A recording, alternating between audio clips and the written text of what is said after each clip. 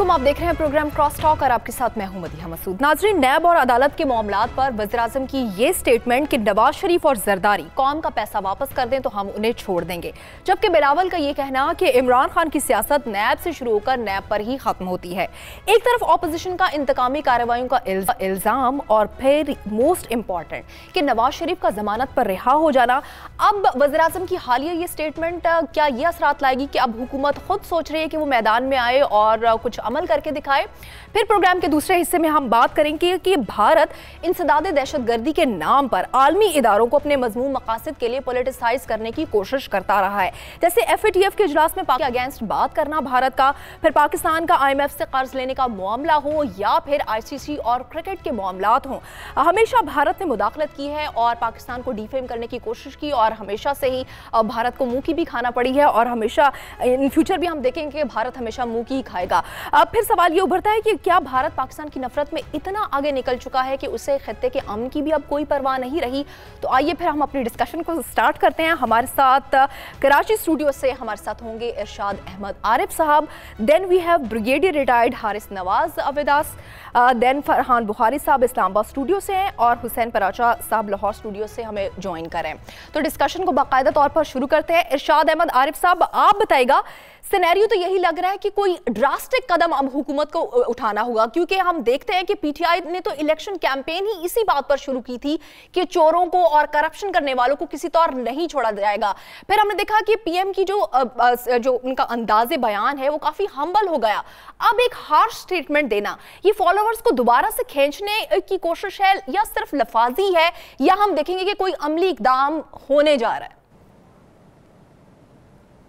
देखिए, मेरा तो ख्याल ये है कि ये जो ज़मानतें हुई हैं मियाँ शहबाज शरीफ साहब की और नवाज शरीफ साहब की, और उसकी वजह से एक डील का तासुर हुआ है या ये एहसास हुआ है लोगों को कि शायद अदालतें इनको ढील दे रही हैं और हुकूमत खामोश है, तो मेरा ख्याल है उस सूरत हाल के पेश नज़र और उस जो तासुर है उसको दूर करने के लिए खान साहब ये बात कर रहे हैं। अदरवाइज़ मुझे नहीं लगता कि खान साहब या तहरीक इंसाफ की हुकूमत जो है एहतसाब के अमल को तेज़ करना चाहती है। उसकी वजह यह है कि जब अलीम खान साहब गिरफ़्तार हुए हैं और जनाब परवेज़ खटक साहब और दूसरे दो चार लोगों को नोटिस हुए हैं, तो हुकूमत का रवैया भी कमोबेश वो मिलता जुलता है तहरीक इंसाफ से और मुस्लिम लीग से।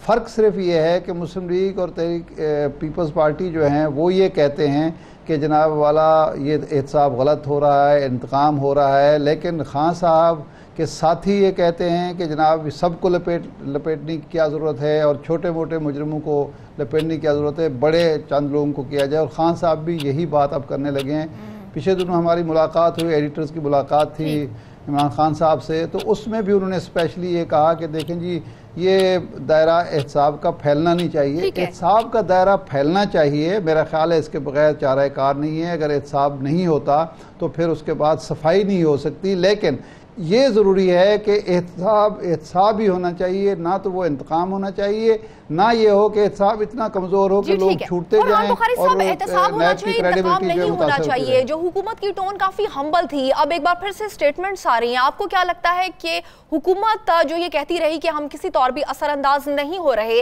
अदालती और नैब के फैसलों पर, अब ये स्टेटमेंट आना ये क्या बता रहा है? जी, वो अब भी सरकारी हलकों में से तो यही कहा जा रहा है कि सरकार वक्त का नैब की कार्रवाई से और अदालती कार्रवाई से कोई ताल्लुक़ नहीं है।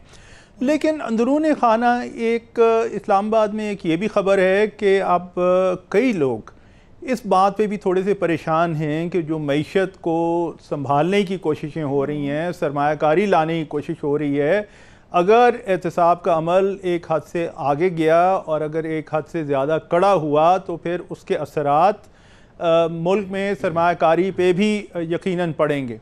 तो अब ये दो ऐसी चीज़ें हैं जिन्हें एक तरह से यानी रिकंसाइल करने की ज़रूरत है। अभी अगले चंद हफ्तों में, बल्कि 1-2 महीने में कोशिश है कि दो बड़ी पावर कंपनीज़ जो हैं, पावर जनरेशन प्लांट्स, वो प्राइवेटाइज हों, निजकारी हो उनकी, और मशरिक़ वस्ता से सरमायाकारों को लाने की कोशिश है। अब मैंने तो 1-2 जगहों पे ये भी सुना है कि अगर एहतसाब का सिलसिला ज़्यादा तेज़ हुआ تو شاید اس نجکاری میں مشکل ہو، کیونکہ اگر یہ سرمایہ کار یہ دیکھیں گے کہ پاکستان میں پکڑ تکڑ تیز ہو رہی ہے تو ہو سکتا ہے وہ اپنا جو ارادہ ہے یا اپنی خواہش ہے پاکستان میں سرمایہ کاری کرنے کی وہ کچھ عرصے کے لیے مؤخر کر دیں. تو یہ بڑے پریکٹیکل پرابلمز ہیں اور یہ کوئی اتنا آسان معاملہ نہیں ہے کہ آپ نے فیصلہ کر لیا. الیکشن کیمپین میں تو مختلف وعدے ہو جاتے ہیں، لیکن پریکٹیکل لائف میں بہت سی چیزیں بڑی مختلف ہوتی ہیں، اور اب لوگوں کو ایک طرح سے وہ جو ایک لفظ ہے ریالٹی چیک وہ ہٹ کر رہا ہے، اور اب آج کل لوگ اس پہ کافی سوچ بجار میں لگے ہوئے ہیں. ریالٹی چیک بھی اس وقت کافی سالڈ ہے. بریگیڈیئر ریٹائرڈ حارث نواز صاحب، آپ کا کیا ٹیک ہے؟ آپ کو کیا لگتا ہے کہ حکومت اب کیا پلان کر رہی ہے؟ ایک طرف تو حکومت کا یہ کہنا ہے کہ ہم تو کسی طور بھی کسی فیصلے پر اثر انداز نہیں ہوں گے، پھر یہ وزیر اعظم کا کہہ دینا کہ اگر آپ پیسے واپس کر دیتے ہیں تو ہم آپ کو چھوڑ بھی دیں گے. تو آپ کو کیا لگتا ہے کس پیراہے میں یہ سٹیٹمنٹ دی گئی ہے؟ دیکھیں مدیہ، ایک دو باتیں بڑی کلیئر ہیں. ایک تو فوکس گورنمنٹ کو بھی ہونا چاہیے اور نیب کو بھی ہونا چاہیے. نیب کا کام صرف ہے ٹو ریکور منی، اور اس پروسیس میں جتنی جلدی ہو جائے اتنا بہتر ہے. دیکھیں نا، اگر نواز شریف ہیں یا فواد حسن فواد ہیں یا احد چیمہ ہیں یا آپ پیپلز پارٹی کے لے لیں یا اومنی گروپ لے لیں یا خواجہ سعد ہوں یا علیم خان ہوں، ہم پاکستان کو پیسہ چاہیے جو ہمارے عوام کا لوٹا ہوا پیسہ ہے. اگر یہ سب سے لیٹ سے ہم نواز شریف کو کہتے ہیں جی آپ نے $10 بلین کی کرپشن کی ہے، اینڈ نواز شریف کو 10 سال جیل بھی دے دیں گے، پاکستان کے عوام کو کوئی فائدہ نہیں ہے. ہمیں وہ 10 ارب روپیہ چاہیے یا $10 بلین چاہیے، تاکہ اس کے بعد یہ ہوتی ہے پلی بارگین. پلی بارگین کے اندر آپ نہ تو 10 سال الیکشن لڑ سکتے ہیں، نہ گورنمنٹ کانٹریکٹ کر سکتے ہیں، نہ کوئی اور کام کر سکتے ہیں. سو آپ کو سزا بھی مل گئی، آپ ملک سے چلے جائیں، یہاں رہیں، ہمیں کوئی ضرورت نہیں ہے. We want money to be record. اگر $20-25 بلین آپ ان کرپٹ لوگوں سے لے لیتے ہیں، ان سب کو اس وقت کرپشن کی ہوئی ہے، جیسے ملک ریاض کا بھی ہو رہا ہے، سب کا ہو رہا ہے، تو پاکستان کی اکانومی ول افیکٹ لاٹ، اور اس سے جو انویسٹرز، فورن انویسٹر، ان کو کانفیڈنس بڑا ڈیولپ ہوگا. یہ ہماری سوچ کہ یہ نیگیٹو تھنکنگ جا رہی ہے، یہ پازیٹیو جا رہی ہے. بہت لوگ تھے، بہت ملک کے باہر سرمایہ کار تھے جو اب کرنا چاہ رہے ہیں کہ دے نو کہ چلیں کم از کم اس طرح کی کرپشن نہیں ہوگی جو پہلے ڈرائنگ روم میں جا کے سے ڈیل ہوتی تھیں. As a citizen of Pakistan honestly I feel کہ سب کو سختی سے پلی بارگین میں لائیں. آپ جب ان کو لا کے وہاں پر رکھیں گے وی وی آئی پی، ان کو وی وی آئی پی ٹریٹمنٹ دیں گے تو کوئی پیسہ واپس نہیں کرے گا. یہاں پر میرے خیال میں نیب چیئرمین کے لیے بہت بڑا کوسچن ہے. ٹھیک ہے حسین پراچو صاحب، آپ بتائیے گا کہ اگر پلی بارگیننگ کی بات ہوتی ہے، جیسا کہ فواد چودھری بھی کہہ چکے ہیں کہ پلی بارگیننگ ہو سکتی ہے، لیکن جیسا کہ اب یہ بتایا جا رہا ہے کہ اس صورت میں کوئی سرکاری عہدہ نہیں لیا جا سکا، تو نواز شریف تو پہلے ہی نااہل ہیں، لیکن پھر سیکنڈ کنڈیشن یہ ہے کہ ایڈمٹ بھی کرنا پڑے گا کہ آپ نے کرپشن کیا، تو اس صورت میں تو سیاست اور فالوورز وہ تو بالکل دونوں ہی بھاگ جائیں گے. بسم اللہ الرحمن الرحیم. دیکھیں ابھی آپ پوچھ رہی تھی کہ یہ جناب عمران خان کی سٹیٹمنٹ کیسی ہے. یہ ویسی سٹیٹمنٹ ہے کہ جس طرح کی وہ سٹیٹمنٹس جو ہے وہ ایک کے بعد دوسری دیتے چلے آئے ہیں. اور جیسا فرحان بخاری صاحب نے کہا کہ اس وقت معیشت کی کشتی بڑی ڈاواڈول ہے اور بہت ہی حالات جو ہیں وہ بڑے پیچیدہ اور دگرگوں ہیں. آج کی جو کل سٹیٹ بینک نے جو کچھ بتایا ہے اس کے مطابق 6.2 کے بجائے گروتھ ریٹ جو ہے 3.5 پر آ جائے گا. ساتھ ہی یہ بتایا ہے کہ اس وقت یہ جو 8-9 مہینوں میں حکومت جو ہے 3.3 ٹریلین روپیز جو ہے یہ سٹیٹ بینک سے لے چکی ہے. اور ایک طرف یہ عمران خان صاحب یہ کہتے ہیں جی کہ احتساب سے ہمارا کوئی تعلق نہیں، یہ ایک آزادانہ کام ہے، اسے نیب کر رہی ہے، لیکن بار بار جو ہے وہ بالکل ڈائریکٹ جو ہے وہ تھریٹ کرتے ہیں، اور کبھی وہ کرتے ہیں، کبھی ان کے وزیر اطلاعات کرتے ہیں. اس سے وہ اپنا موقف خود ہی کمزور کرتے ہیں. بالکل، اور اپوزیشن کو تقویت مل رہی ہے، وہ بھی تو یہی الزام انہیں تقویت مل رہی. دوسرا یہ کہ کرپشن کے کیسز میں 450 سے زیادہ لوگ ملوث ہیں، لیکن جو پوری قوم کے سامنے نظر آ رہا ہے وہ تو صرف یہ آ رہا ہے کہ 2 افراد کا یا 2 جماعتوں کا احتساب ہو رہا ہے، جس سے یہ تاثر ملتا ہے کہ یہ احتساب نہیں ہے، یہ سیاسی انتقام ہے. اور اسی بات کا بار بار تذکرہ وہ کر رہے ہیں آپ کے بلاول بالکل. اپوزیشن کا تو ڈے 1 سے یہی ہے. ارشاد صاحب آپ بتائیے گا کہ جو جی غلط بات ہے. میں مدیہ بات یہ ہے کہ دیکھیں یہ علیم خان جو ہیں یہ میرا نہیں خیال کہ پیپلز پارٹی سے ان کا تعلق ہے یا تحریک مسلم لیگ سے ہے. یہ میری جو جہاں تک معلومات ہیں ان کا تعلق تحریک انصاف سے ہے. پرویز خٹک کو جو نوٹس ہوا ہے اس کا تعلق بھی تحریک انصاف سے ہی میری معلومات کا, اگر پارٹی بدل لی ہو اگلے معلوم نہیں. بابر امان صاحب کے خلاف ریفرنس ہے, ان کو وزارت سے استعفیٰ دینا پڑا, ان کا تعلق بھی حکمران جماعت سے ہے. محمود خان جو وزیر اعلیٰ ہیں وہ بھی پیشی بھگت رہے ہیں, ان کے ایک سینئر وزیر بھی عاطف جو ہیں وہ پیشیاں بھگت رہے ہیں. انتقام والی بات تو اس لیے چلائی جا رہی ہے کہ احتساب ہونا ہی نہیں چاہیے. بات ہو رہی ہے کہ معیشت رکی ہوئی ہے احتساب کی وجہ سے. بھئی زرداری کے دور میں اور نواشی کے دور میں تو احتساب نہیں ہو رہا تھا, نیب ایکٹیو نہیں تھا. اس دور میں معیشت نے کیا, یہ جو بیڑا غرق ہوا ہے معیشت کا, یہ جو گیس, بجلی, پٹرول, یہ کساد بازاری جو ہوئی ہے, یہ انہی کے ثمرات ہیں. بالکل ارشاد صاحب, میں یہ نقطہ سمجھنا چاہتی ہوں کہ اگر پاکستان میں کرپٹڈ لوگوں کو ہاتھ ڈالا جائے گا تو انٹرنیشنل انویسٹر کیوں ڈرے گا؟ میری بات ختم ہونے دیں. کرپشن جس ملک میں ہوتی ہے وہاں سرمایہ کار نہیں جاتا کہ اس کا پیسہ ڈوب جائے گا, حکمران لوٹ لیں گے, بیوروکریسی لوٹ لے گی. اس ملک میں سرمایہ کار اس وقت بھاگنا شروع ہوا جب یہاں کرپشن کا دور دورہ ہوا. 85 سے پہلے یہاں سرمایہ کار آتا تھا. 85 88 کے بعد جب کراچی میں, جب لاہور میں, جب باقی جگہوں پہ کرپشن اور یہ مافیاز آگے, بھتہ مافیاز آگے, سرمایہ کار یہاں سے باہر سے تو کس نے آنا تھا, یہاں کا سرمایہ کار ملائیشیا چلا گیا, کوریا چلا گیا, اسپین چلا گیا, بنگلہ دیش چلا گیا کہ یہاں کرپشن کا دور دورہ ہے. تو اس لیے کرپشن ختم کرنے سے سرمایہ کاری آئے گی, کرپشن ختم کرنے سے معیشت بہتر ہوگی, کرپشن کو جاری رکھنے سے یا احتساب کا عمل روکنے سے معیشت بھی تباہ ہو جائے گی, ملک بھی تباہ ہو جائے گا. جی حارث نواز صاحب, آپ جو فرما رہے تھے, فرحان بخاری صاحب آپ جو فرما رہے تھے کہ معیشت پر اثرات مرتب ہوں گے اگر پکڑ دھکڑ یہاں پر زور پکڑے گی, لیکن میں یہ سمجھنا چاہ رہی ہوں کہ اگر کرپٹڈ لوگوں کو ہاتھ ڈالا جائے تو انٹرنیشنل انویسٹرز جو ہیں وہ تو انکریج ہوں گے کہ اوکے اگر ہم انویسٹ کرتے بھی ہیں تو وہ ڈوبے گی نہیں, کرپٹ زدہ لوگوں کے ہاتھ نہیں لگے گی. تو یہ کائنڈلی ذرا نقطہ سمجھائے گا کس طرح سے افیکٹ کر سکتی ہے معیشت؟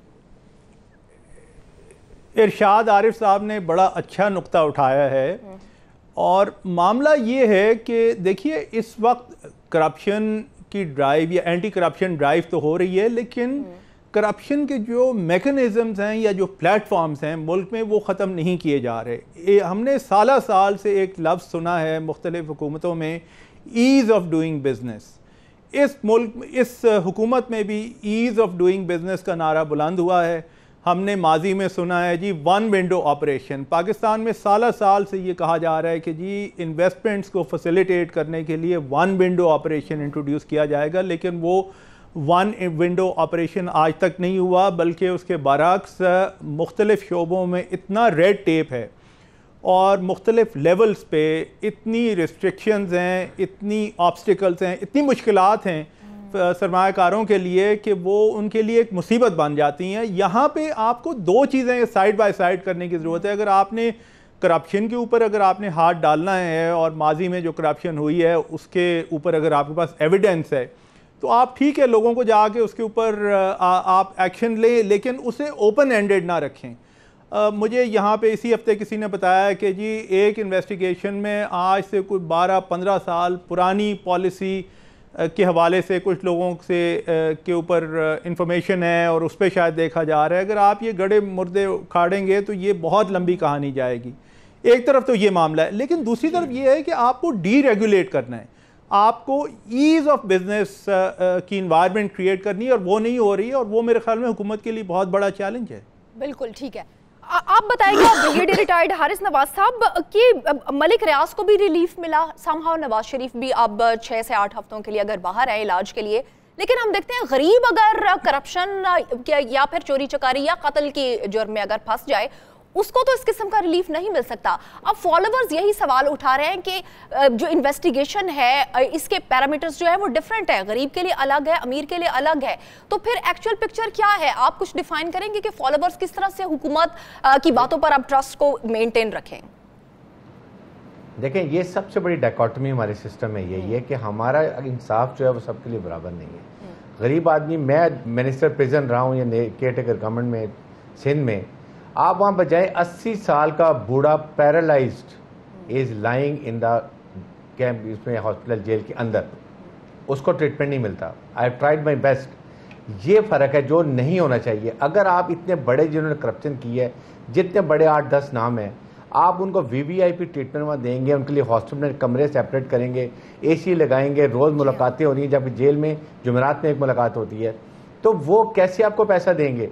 یہاں پر میں یہ بات کرتا ہوں کہ چیئرمین نیب کے لیے یہ بہت بڑا لٹمس ٹیسٹ ہے کہ آپ نے ان کو جب اپنی کسٹڈی میں رکھتے ہیں 90 ڈیز میں، آپ نے پیسہ ان سے کیسے ریکور کرنا ہے.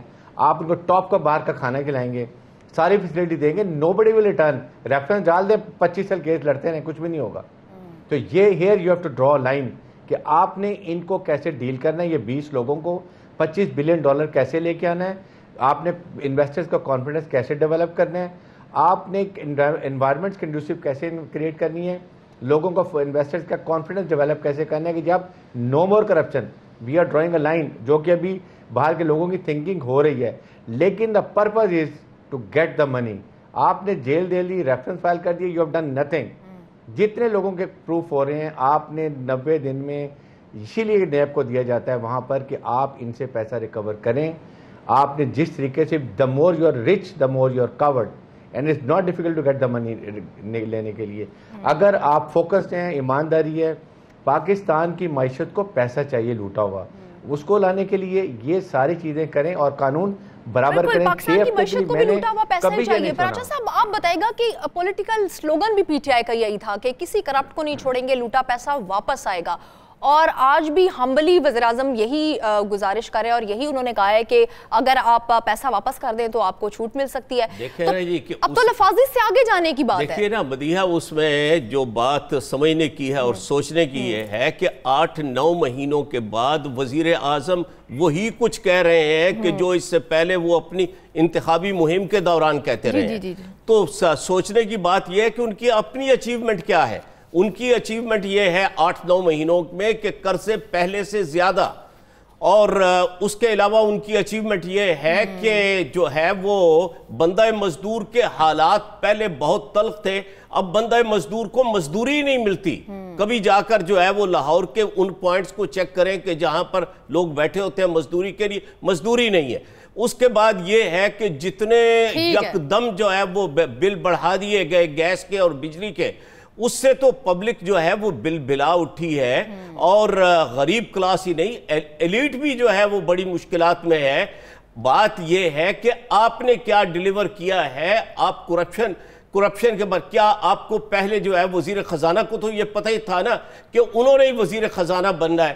انہوں نے کیا ہوم ورک کیا ہوا تھا. آج وزیر خزانہ صاحب یہ کہتے ہیں، کیسا معصوم سا جو ہے وہ قوم کو جو ہے وہ لالی پاپ دے رہے ہیں. انہوں نے کہا ہے میں کوئی گھبرانے کی بات نہیں ہے، قوم کا جو ہے وہ یہ کہ، اور وہ بس میں جملہ مکمل کر لوں، گھبرانے کی بات کوئی نہیں ہے. اگر تیل کی جو ہے وہ خوشخبری مل گئی تو ہمارے سارے حالات چلیں. حکومت ایک کے بعد ایک منصوبہ تو شروع ہے، لیکن پھر بھی حکومت سے سب کچھ شکایت ہے. اسی کا جواب ہم لیں گے ارشاد احمد عارف صاحب سے کہ آخر اصل مسئلہ ہے کیا. Let's take a break.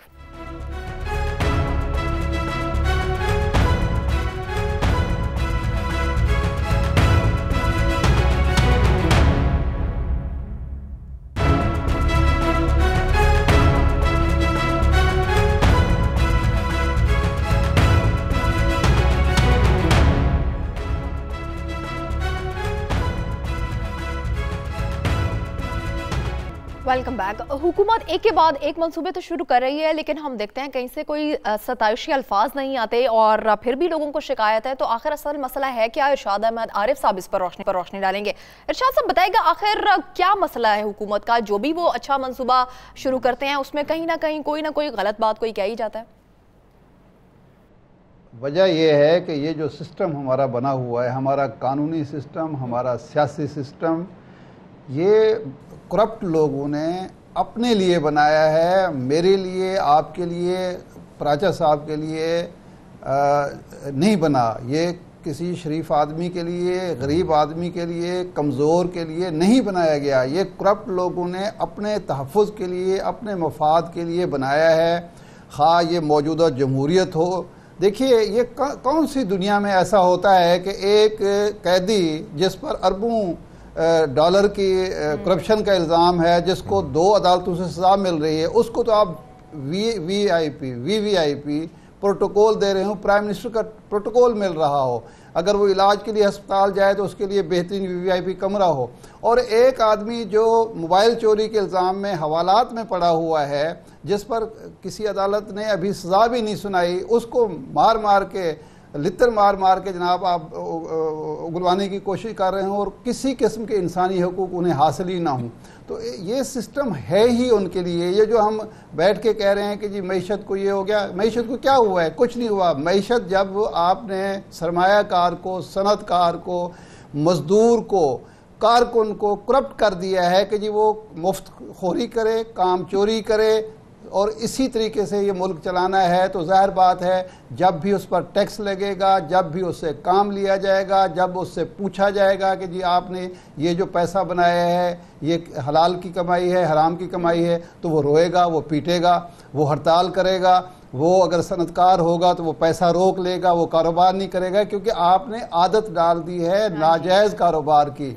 जायज़ कारोबार के आपने रास्ते बंद कर दिए हैं, इसीलिए यहाँ से जो भागता है सरमायाकार बहुत जाता है। आज अगर इस्लाह हो रही है, देखें एक कैंसर का 11 रुपए बिजली खरीद के आप 6 रुपए यूनिट दे रहे हैं, 14 रुपए आप LNG खरीद के 4 रुपए दे रहे हैं लोगों को, फिर उसके बाद कहते हैं मईशत नहीं चल रही। भाई ये बताएं कि रियासत जो है कहाँ से पैसे ला के वो बकाया जो 9 रुपए का फ़र्क है या जो फ़र्क है 5 रुपए का, वो कहाँ से पूरा करेगा?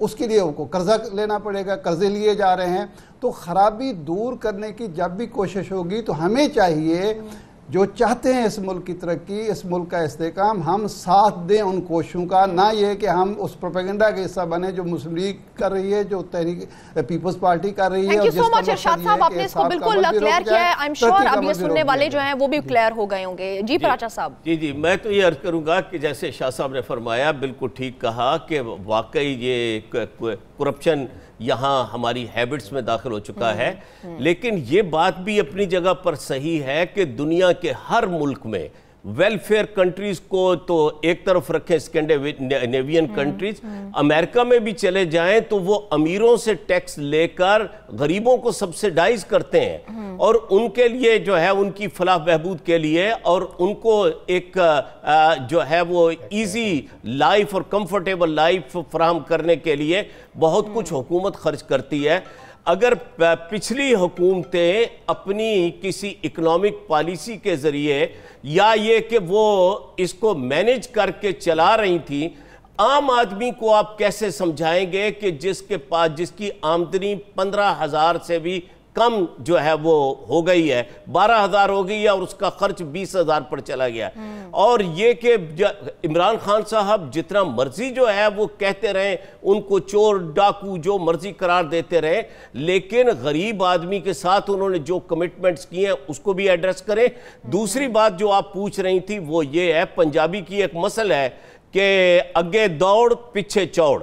खान साहब एक स्कीम का ऐलान करते हैं, बड़ा उसमें तमतराक होता है और बताते हैं ग्रीन पाकिस्तान, क्लीन पाकिस्तान, वो वहीं ख़त्म हो जाता है। उसके बाद टूरिज्म आ जाता है, उसके बारे में बहुत ही सुनहरी और खूबसूरत बातें करते हैं, वो ख़त्म। आगे देखने वाली बात यह है कि फॉरेन इन्वेस्टर तो जब आएगा सो आएगा, अपने इन्वेस्टर्स जो हैं वो डरे और सहमे बैठे हैं और टैक्स कलेक्शन जो गवर्नमेंट ने कैलकुलेट की थी उससे बहुत कम जो है, कई 100 अरब कम उससे टैक्स कलेक्शन हुई है।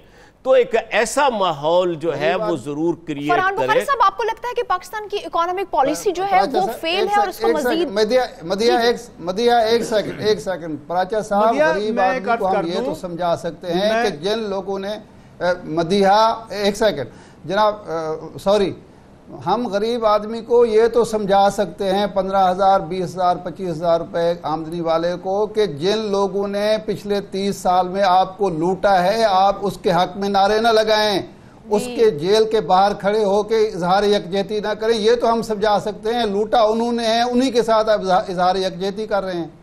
लेकिन इरशाद साहब वो तो ऐसा लगता है हिप्नोटाइज हो गए हैं। फरहान बुखारी साहब, आप बताइएगा कि आपको क्या लगता है कि पाकिस्तान की जो इकोनॉमिक पॉलिसी है वो सही तरह से बन ही नहीं पाई और अब हुकूमत भी ये बताने में नाकाम है?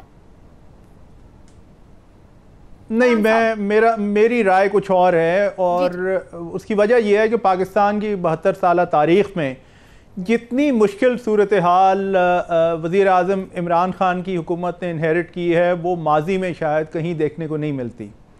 آج سے 11 سال پہلے پاکستان کا مجموعی طور پہ قرض 6,000 ارب روپے تھا.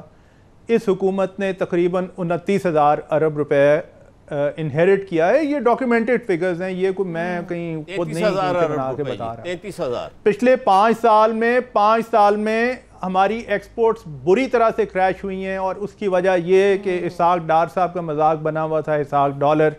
انہوں نے جناب بالکل بجائے یہ کہ گریجولی ہر سال روپے کی کچھ 5 سے 7% ایڈجسٹمنٹ وہ الاؤ کرتے، وہ بالکل انہوں نے اس کے اوپر اپنا ایک جتنی بھی ماہرین کی رائے تھیں، آراء تھیں، انہیں پسے پشت رکھا، اور انہوں نے کہا کہ جی یہ 100 روپے سے ہل کے نہیں دے گا، پتھر پہ لکیر. وہ فیلڈ اکنامک پالیسی تھی. اس کا نتیجہ یہ ہے کہ اب 1.5 سال میں آپ کو یہ روپیہ 33-34% ڈی ویلیو کرنا پڑ رہا ہے، اور پڑا ہے ابھی تک 34-35%، بلکہ آج تو کچھ اور بھی ہو گیا، اور اب آگے بھی ڈی ویلیویشن کا امکان ہے. یہ بڑی مشکل صورتحال ہے جو کہ اس حکومت نے انہیرٹ کی ہے. جہاں تک نئے انیشیٹیوز کا تعلق ہے، نئے انیشیٹیوز ہوں گے تو پھر اس کے اوپر آگے جا کے کوئی کام ہوگا. کوئی بھی بڑا نیشنل لیول پہ پلان ایک دن میں نہیں بن جاتا. کئی پلانز کو امپلیمنٹ کرنے میں سال درکار ہوتے ہیں. ابھی IMF کا پروگرام آ رہا ہے جو کہ اب تو یقینی لگتا ہے، اس کے ساتھ بڑی ٹف کنڈیشنز ہوں گی. رہا سوال ملک میں غربت کو مینیج کرنے کا، تو اس پہ بھی حکومت کو بہت کام کرنا پڑے گا. میرا خیال میں 7 مہینے کا جو ٹریک ریکارڈ ابھی تک ہے اس میں کئی چیزوں پہ ایڈجسٹمنٹ کی ضرورت ہے، لیکن انہیں فیلئر اس لیے نہیں کہا جا سکتا کیونکہ ابھی تو بہت شروعات ہیں، ابھی تو شروع ہے. بہت مارجن ہے بہت سی چیزوں میں کہ ان میں مزید جو ہے بہتری آ سکتی ہے. کہاں جاتا ہے. بالکل. حارث نواز صاحب، جیسا کہ فرحان بخاری صاحب کہہ رہے ہیں کہ کر دوں جی سر اب آپ نے اچھا ایک میں اور بھی اگر ایڈ کر دوں، ایک عرض کر دوں جی بالکل مختصر میں ایک عرض کر دوں کہ یہ اس پروگرام میں بھی ابھی ذکر ہو رہا تھا پہلے کہ جی نیب کرپشن ختم کرے. یہ واضح کرنے کی ضرورت ہے کہ نیب کا مینڈیٹ ہی نہیں ہے. نیب ایک انویسٹیگیشن ایجنسی ہے. نیب کا کام کرپشن ختم کرنا نہیں ہے. جس طرح پہلے میں نے عرض کی تھی، کرپشن ختم کرنے کے لیے آپ کو ایک نئے اکنامک پالیسی فریم ورک کی ضرورت ہے، اور ریڈ ٹیپ کو ختم کرنے کی ضرورت ہے جس کی وجہ سے کرپشن پاکستان میں بہت بڑی ہے. یہ نیب کا مینڈیٹ نہیں ہے. نیب کا مینڈیٹ کچھ اور ہے. نیب کا مینڈیٹ ہے کہ وہ کمنٹس نہیں کرنے چاہیے. جی حارث نواز صاحب، نیب کا مینڈیٹ کچھ اور ہے. نیب کرپشن کیا ختم نہیں کر سکتی؟ اس میں کا کردار نہیں نبھا سکتی؟ دیکھیں نیب کا main mandate is to recover the money. ٹھیک ہے، کرپشن کو ختم کرنا، کرپشن کے فول پروف سسٹم کرنا is the mandate of the government of Pakistan اور FPR. اور اس کے بعد دیکھیں اس ملک میں 2,000 ارب روپے کی ایک سال میں کرپشن ہوتی ہے. جسٹ امیجن 1,000 ارب روپیہ FPR میں، 500 ارب روپیہ اسٹیٹ کارپوریشن جو ہے یہ 150 کے قریب جو ان کو چلانے میں، اور 50 بیوروکریٹک اور پولیٹیکل یہ جو برائبری ہوتی ہے. اب یہ بتائیں کہ اگر اس میں سے صرف 25% مینز 500 روپے ایک سال میں بچائیں، $5 billion, we back to IMF کہ جی ہم اپنے نیشنل ایشوز کو کمپرومائز کر رہے ہیں، آپ ہمیں فلاں ٹرم پہ لون دے رہے ہیں. سو یہ عمران صاحب کے لیے سب سے بڑا چیلنج ہے which he is trying to do it. یہاں پر سسٹم ٹھیک کرنے کی ضرورت ہے. یہ گورنمنٹ آف پاکستان کا کام ہے. نیب کا کام ہے جس نے کرپشن کی اس کو پکڑنا، اسے پیسہ واپس لینا. وہاں پہ بھی چیئرمین نیب از ٹوٹلی باک ڈاؤن. 50 لوگوں کو آپ نے تپے دار، پٹواری، انسپیکٹر، فلاں سب کے کیس ڈالے ہوئے کہ 40 lakh 50 lakh 10 lakh corruption. For God sake NAB کا کام ہے میگا کرپشن، 25 کروڑ 50 کروڑ 1 ارب. یہ جو بڑے بڑے مگرمچھ ہیں آپ ان کو پکڑیں، فل کیپیسٹی کے ساتھ ان سے آپ کام کریں، 2-3 مہینے میں پیسہ ریکور کریں and show what you have done it. This is the job. Haris Nawaz صاحب کیا پھر کیپیسٹی کا ایشو ہے نیب کی؟ ایبسولوٹلی کیپیسٹی دیکھیں. جب آپ لگا لیں گے، آپ کے سامنے نواز شریف کا کیس لے لیں، خواجہ حارث صاحب کھڑے ہوئے ہیں. دوسری طرف پہ نیب کا پروسیکیوٹر ایک نیا ینگ لائر ہے، 1 لاکھ روپے تنخواہ لے رہا ہے، کوئی ایکسپیرینس نہیں ہے. What is going to do? تو یہ چیئرمین نیب کا کام ہے، آپ اس کی کیپیسٹی بڑھائیں. آپ کو نو بڈی ہی is allowed to hire anyone. اگر ایک $10 بلین کا کیس ہے تو hire a best lawyer of the country जिसको आप उसको मुकाबले आपकी खिदमत भी है नैब के लिए, आप कुछ बता सकते हैं कि किस तरह से इस कैपेसिटी को बिल्ड किया जा सकता है? Is it possible? देखें, यही मैं बात कर रहा हूँ, कैपेसिटी बिल्कुल बढ़ सकती है ना, यही मैं बात कर रहा हूँ। अगर आपने डिफेंस में एक बड़े करप्ट आदमी ने बड़े लॉयर को रखा है, आप हायर करें कॉन्ट्रैक्ट के ऊपर, उसको अच्छी फीस दें, उसके साथ भी 5 लोगों की रिसर्च टीम हो जो बैठ के लेकर आए और फिर देखें व्हाट हैपेंस। तभी तो वो कहते हैं, नैब के लॉयर जाता है, वो कहते हैं एवनफील्ड की कितनी प्राइस आपने वर्किंग की है, वो कहते हैं जी गूगल से निकाल लें। नैब का पहला काम होता है, जब पकड़ते हैं एसेट परफॉर्मा देते हैं, उसकी प्रॉपर्टी फैमिली प्रॉपर्टी सारा लेकर आते हैं, करप्शन की असेस करते हैं कि आपने 200 अरब की करप्शन की, now is the time you better return and go do plea bargaining. ये काम है नैब का, जो I think over capacity, over commitment, over busy, ज्यादा केसेस और लोग कम, this is the basic issue of नैब।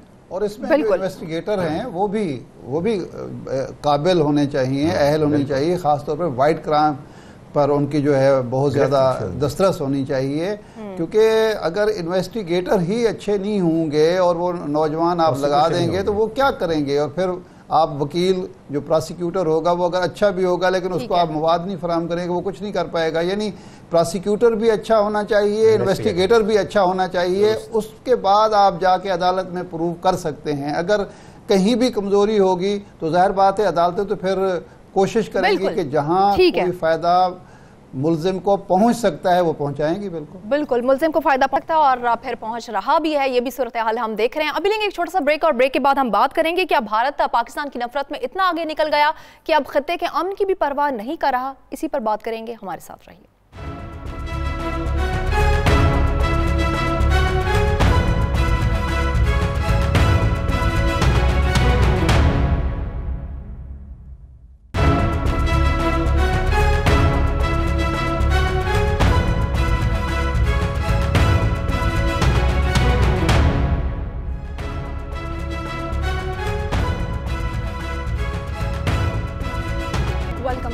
भारत इंसदादे दहशतगर्दी के नाम पर आलमी इदारों को अपने मजमूम मकासद के लिए हमेशा पोलिटिसाइज करने की कोशिश करता है। इरशाद अहमद आरिफ साहब, जैसे FATF के इजलास में पाकिस्तान के अगेंस्ट बात करना, पाकिस्तान का IMF से कर्ज का मामला वहां पर भी टांग अड़ाना, फिर खेल और ICC अगर पाकिस्तान के साथ कोई डीलिंग कर रहा है तो वहां पर भी भारत का स्टेप इन करना बहुत ही लाजिम है।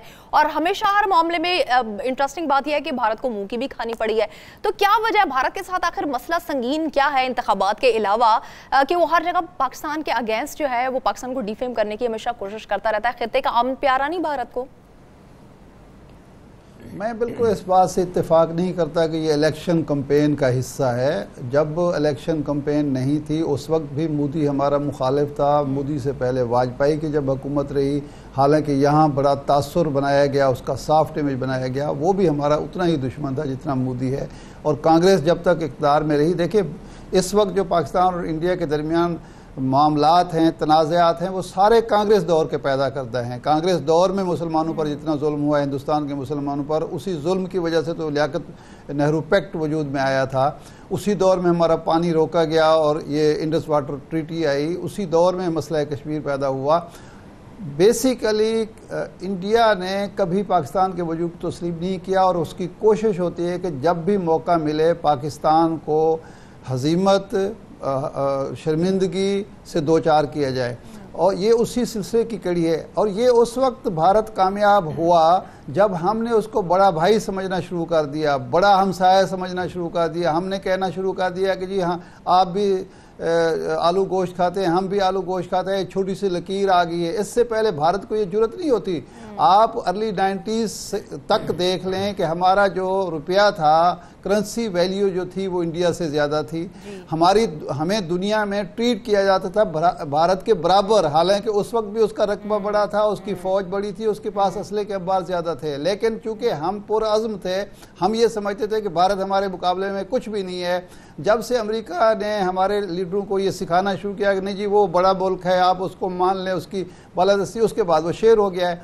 आज अगर हम चाहते हैं कि भारत इन शरारतों से बाज आए तो उसका तरीका ये नहीं है कि हम मिन्नत समाजत करें, हम उनसे कहें नहीं जी हम तो अमन चाहते हैं। हम उनसे उसकी आंखों में आंखें डाल के बात करें कि अगर आप हमें तंग करेंगे तो हम आपको तंग कर सकते हैं, बेहतर अंदाज में तंग कर सकते हैं। जब आंखें दिखाएंगे तो भारत फिर राह रास्त पर आएगा और फिर आपके खिलाफ ये शरारतें कम होंगी, खत्म तो बिल्कुल ही नहीं होंगी, खत्म नहीं होने वाली। हारिस नवाज साहब, यूएनओ में भी मलिहा लोधी ने इजहार ख्याल किया और उनका यही कहना था कि FATF को सियासी मकासद के लिए इस्तेमाल ना करे भारत। ये एक इदारा है, इसको इंडिपेंडेंट ही रहने दे, इसको पॉलिटिसाइज करने की जरूरत नहीं है। आपको क्या लगता है कि भारत तो इसी तरह से शर फैलाता रहेगा? भारत ने तो कभी कोई मौका नहीं छोड़ा, तो अब भारत क्या इंतखाबात के बाद भी भारत की सोच वही रहेगी जैसा इरशाद अहमद आरिफ साहब कह रहे हैं हमेशा की कहानी है, या कुछ सिनेरियो बदलता देखेंगे? देखें as long as Indian government की और ख़ास तौर पे बीजेपी की तो पॉलिसी है, और फिर नरेंद्र मोदी एक हिंदू इंतहा पसंद दहशतगर्द, उसके बाद हिंदुत्व का प्रचार करने वाला RSS का लीडर, सारी चीज़ें देखें तो उनका जो एक मेन स्टैंड ही यही है, एंटी मुसलमान, anti Pakistan, anti Kashmir policy, और इस पर वोट लेना चाहते हैं। सेकंड देखें, पाकिस्तान एक इस्लामिक मुल्क है, पाकिस्तान एक न्यूक्लियर मुल्क है। अगर हम इकोनॉमिक तरक्की करते हैं, जैसे हम CPEC की बात करें, सऊदी इन्वेस्टमेंट आ रही है, UAE की आ रही है, उसके बाद और मुल्क आना चाह रहे हैं, then you will dictate your own terms, we will take decision in our national interest. ये डिज़ाइन है जिसको वो नहीं होना चाहते, इसलिए इजराइल और इंडिया और दूसरे मुल्क मिलके चाहते हैं कि पाकिस्तान में एस्केलेशन करें, यहाँ पर इंतशार फैलाएं, यहाँ पर आर्मी का और अवाम का फासला करें, ताकि यहाँ पर गैर मुल्की इन्वेस्टमेंट जो आ रही है वो ना आए। उन लोगों को यही शक है कि अगर यहाँ लड़ाई हो जाती है, जंग हो जाती है, हालात ख़राब होते हैं, हमारे पैसे फंस जाएंगे, ये इशू है। और पाकिस्तान की गवर्नमेंट ने बड़ा अच्छा डिसीजन किया, एक पीस की बात की और फिर इंडिया को आइसोलेट खुद हुआ। सेकंड, आप जिस वक्त भी आपकी इन्वेस्टमेंट 3-4 साल में आ गई, उसके बाद आप देखेंगे उन मुल्कों के अपने इंटरेस्ट होंगे कि पाकिस्तान में और इंडिया में एस्केलेशन को नहीं होने देंगे, और पाकिस्तान भी इकोनॉमिक तरक्की करेगा। हमारी स्ट्रेटेजिक लोकेशन ऐसी है कि दुनिया में हमें कोई इग्नोर नहीं कर सकता। How best we exploit this situation, और बढ़ाई यही होती है कि आप इन एनवायरनमेंट में अपने नेशनल ऑब्जेक्टिव्स को परसू करते रहते हैं और विद फोकस डायरेक्शन के साथ, ये है। लेकिन इसको हमने करने के लिए आपने इंगेज रखना है, ठीक है, अमेरिका से भी रखने हैं, रशिया से हमें पहले एंगेजमेंट है, सब चीज़ों को लेके हमने साथ चलना है। बिल्कुल। फरहान बुखारी साहब, अब तो पाकिस्तान की जो फॉरेन पॉलिसी है इसको भी वर्ल्ड वाइड एक्सेप्ट किया जा रहा है। आपको क्या लगता है कि अब भारत को सही फैक्ट्स के साथ पाकिस्तान की जानिब से हर फोरम पर जवाब भी दिया जाएगा? जैसे इरशाद अहमद आरिफ साहब कह रहे हैं कि अब सख्त लहजा अब बताने और दिखाने की भी जरूरत है पाकिस्तान को, लेकिन अब भारत अपने शर से तो बाज नहीं आएगा। देखिए, ये एक बड़ी मुश्किल सूरत हाल है, मुश्किल रिलेशनशिप है। 72 साल में हिंदुस्तान और पाकिस्तान का कभी कोई ऐसा एक लंबा पीरियड नहीं आया जिसमें मामलात हल करने की तरफ पेशकदमी हुई हो, और बल्कि 1971 का जो बांग्लादेश का वाक़या है वो हमारी तारीख़ का एक हिस्सा है, और वो ज़ाहिर है वो हमें ये बताता है कि हिंदुस्तान की जानिब से हमें ख़तरात और बहुत ज़्यादा ख़तरात रहे भी हैं और इस वक्त भी हैं। पाकिस्तान की पोजीशन पिछले 21 साल में जब से पाकिस्तान न्यूक्लियर पावर बना है बदल भी गई है और बेहतर भी हो गई है। एक न्यूक्लियर शील्ड है जो कि पाकिस्तान को बड़े मौसर अंदाज में प्रोटेक्ट कर रही है, लेकिन पाकिस्तान को अपनी दिफाई सलाहियत पे इन्हिसार के अलावा अंदरूनी दाखिली सालमियत और दाखिली सलामती के हवाले से भी कई इक़दामात की करने की ज़रूरत है। और ये एक ऐसी सूरत हाल है जिस पे एक्सटर्नल फ्रंट पे और इंटरनल फ्रंट पे, दोनों फ्रंट्स पे नज़र रखने की ज़रूरत है। और पाकिस्तान बहरहाल इस्लामिक दुनिया का एक वाहिद ऐसा मुल्क है जो कि न्यूक्लियर आर्म से लेस है, और इसलिए पाकिस्तान की एक बड़ी इम्पॉर्टेंट पोजीशन है। पाकिस्तान का मुवाजना यानी ख़त्ते के और ममालिक से नहीं किया जा सकता, उनके ऊपर भी हिंदुस्तान हावी होने की कोशिश करता है। मसलन बांग्लादेश, मसलन श्रीलंका, ये दूसरे ममालिक के मुकाबले में पाकिस्तान की पोजीशन तो बहुत मुख्तलिफ है। पाकिस्तान की पोजीशन जो है वो मुख्तलिफ। पर अच्छा साहब, FATF का वफ़द पाकिस्तान में भी मौजूद था और हालिया सूरत हाल पर और दहशतगर्द तंजीमों के खिलाफ जो कार्रवाइयाँ उस पर ब्रीफिंग भी दी गई है, कीपिंग इन माइंड कि भारत जो है पाकिस्तान के अगेंस्ट रिसर्च भी करके देता रहा है FATF को। तो आपको क्या लगता है पाकिस्तान ने मुतमईन किया होगा? ये जो है वो एशिया पैसिफिक ग्रुप, ये FATF का एक ज़ैली इदारा है एशिया के लिए।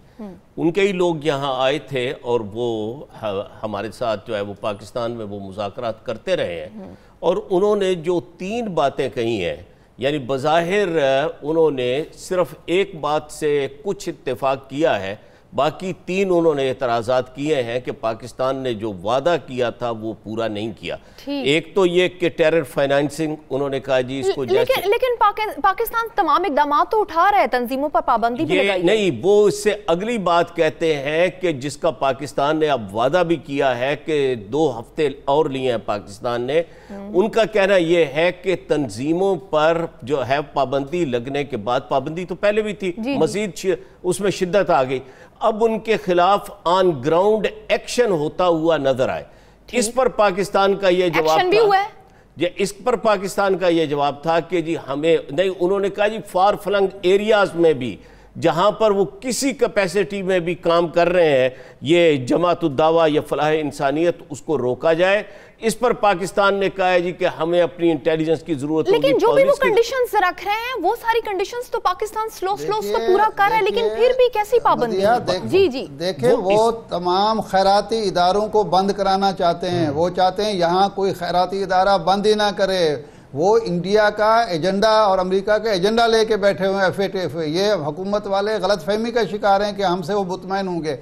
جب تک آپ کے پاس نیوکلیر پروگرام ہے اور جب تک آپ اسلام کا نام لے رہے ہیں, آپ سے نہ امریکہ خوش ہو سکتا ہے, نہ بھارت خوش ہو سکتا ہے, نہ ان کے یہ گماشتہ ادارے خوش ہو سکتے ہیں. یہ بات شاہ صاحب کی بالکل ٹھیک ہے. اس پر یہ ہے کہ حکومت پاکستان کو وعدے وعید کرنے کے بجائے کہ 2 ہفتے دے دیں یا 3 ہفتے دے دیں, اس میں جو اپنا اصولی موقف ہے کہ جس کو خاص طور پر جو ہے وہ یہ جو فلاح انسانیت ہے, اس کو تو UN نے بھی تسلیم کیا تھا کہ یہ ایک فلاحی ادارہ ہے, فلاح کا کام کر رہا ہے. ڈاکٹر صاحب کیونکہ ٹائم بہت شارٹ ہے, اس لیے ہمیں اب طرف جانا ہوگا. آج کے پروگرام کا وقت ختم, مجھے دیجیے اجازت. اللہ حافظ.